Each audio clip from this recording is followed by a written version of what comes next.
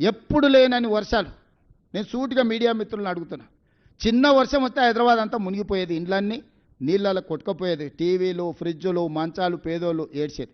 ఈసారి ఎన్నిసార్లు 60 ఏళ్ళు 70 ఏళ్ళు 80 ఏళ్ళ కంటే ముందు కురిసినంత అత్యధిక వర్షపాతం ఈరోజు నగరంలో కురిస్తే ఏ కాలనీలైనా ముంపుకు గురైనాయా? ఏ రోడ్లైనా జలమయమైనవా? వాటన్నిటినీ హైడ్రా అని పెట్టి, ఒకప్పుడు చంద్రబాబు నాయుడు గారు వాటర్ హార్వెస్ట్ పిట్స్ అని తీసుకొస్తే, నేను ఇప్పుడు వాటర్ హార్వెస్టింగ్ వెల్స్ అని 10 లక్షలు 20 లక్షల లీటర్ల నీళ్లను రోడ్ల మధ్యలోనే పెద్ద పెద్ద బావులు తయారు చేసి భూమిలో నీళ్లు ఇంకిపోయేటట్టు చేసి, రోడ్ల మీదకి వచ్చే నీళ్లను భూమిలో పెద్ద బావులు తవ్వి దాంట్లలో నిల్వ చేసి భూమి గుంజుకునేటట్టు చేసిన ఇవాళ నేను. ఒకప్పుడు రాజ్భవన్ ముందర చిన్న వర్షం వస్తే ఎన్ని నీళ్ళు ఉండేది, మీరు అందరు సాక్ష్యం కదా. మక్తాకు పోవడానికి అవకాశం ఉండేనా?